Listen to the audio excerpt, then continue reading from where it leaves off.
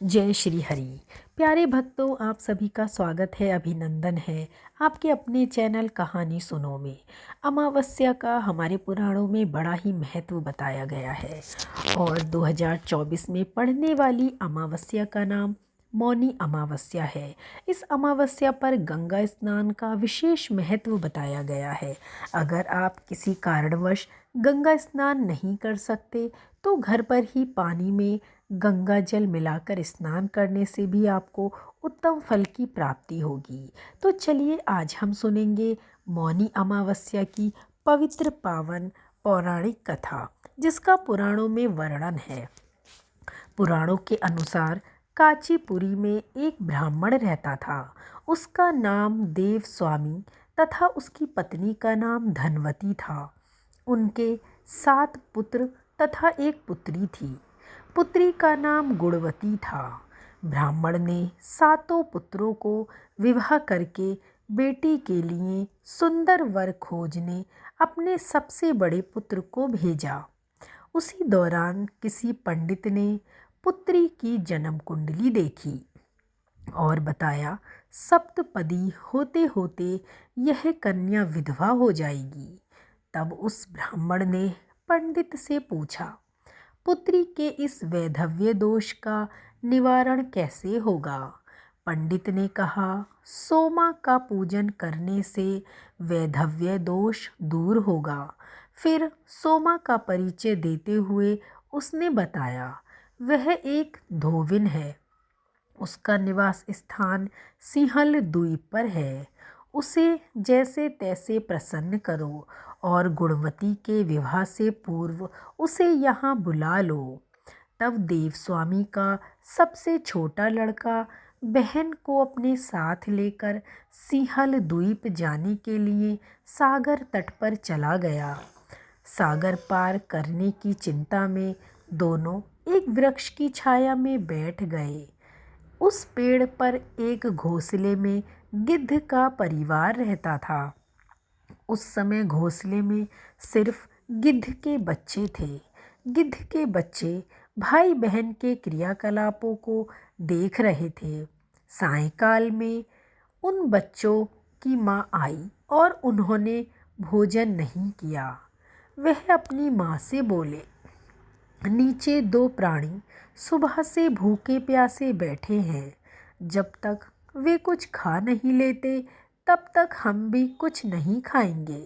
तब दया और ममता के वशीभूत गिद्ध माता उनके पास आई और बोली, मैंने आपकी इच्छाओं को जान लिया है। इस वन में जो भी फल फूल कंद मूल मिलेगा मैं ले आती हूँ। आप भोजन कर लीजिए। मैं प्रातःकाल आपको सागर पार कराकर सिंहल द्वीप की सीमा के पास पहुँचा दूँगी। और वे दोनों भाई बहन माता की सहायता से सोमा के यहाँ जा पहुँचे। वे नित्य प्रातः उठकर सोमा का घर झाड़कर लीप देते थे। एक दिन सोमा ने अपनी बहुओं से पूछा, हमारे घर कौन बुहारता है, कौन लीपता है और कौन पोतता है? सबने कहा, हमारे सिवाय और कौन बाहर से इस काम को करने आएगा। किंतु सोमा को उनकी बातों का विश्वास नहीं हुआ। एक दिन उसने रहस्य जानना चाहा। वह सारी रात जागी और सब कुछ प्रत्यक्ष देखकर जान गई।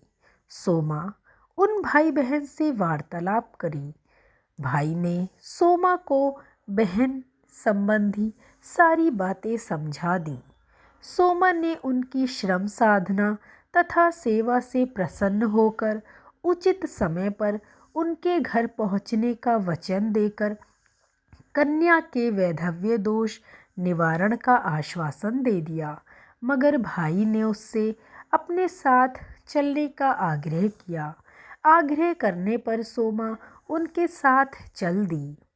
चलते समय सोमा ने बहुओं से कहा, मेरी अनुपस्थिति में यदि किसी का देहांत हो जाए तो उसके शरीर को नष्ट मत करना, मेरा इंतजार करना। और फिर सोमा भाई बहन के साथ कांचीपुरी पहुंच गई। दूसरे दिन गुणवती के विवाह का कार्यक्रम तय हो गया। सप्तपदी होते ही उसका पति मर गया। सोमा ने तुरंत अपने संचित पुण्यों का फल गुणवती को प्रदान कर दिया। तुरंत ही उसका पति जीवित हो उठा। सोमा उन्हें आशीर्वाद देकर अपने घर चली गई। उधर गुणवती को पुण्य फल देने से सोमा के पुत्र जामाता तथा पति की मृत्यु हो गई।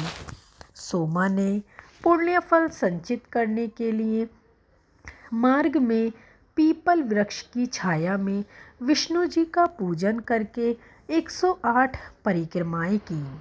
इसके पूर्ण होने पर उसके परिवार के मृतक जन जीवित हो उठे। निष्काम भाव से सेवा का फल मधुर होता है। इस व्रत का यही लक्ष्य है। अगर आप मौनी अमावस्या का व्रत रख रहे हैं तो पूरे श्रद्धा भाव से इस कथा को पढ़ें या सुनें। इससे आपके व्रत का फल दुगना हो जाएगा। कोई भी व्रत करने पर उस व्रत से जुड़ी कथा को अवश्य ही ध्यानपूर्वक श्रवण करें। इससे आपका व्रत पूर्ण होता है और प्रभु की कृपा आप पर बरसती है। इसी के साथ हमारी पूरी कहानी सुनने के लिए आप सभी का धन्यवाद। इस चैनल पर आपको हर व्रत त्योहार की जानकारी, कथा, कहानी देखने और सुनने को मिलेगी। तो जुड़े रहिए कहानी सुनो के साथ। जय श्री हरि।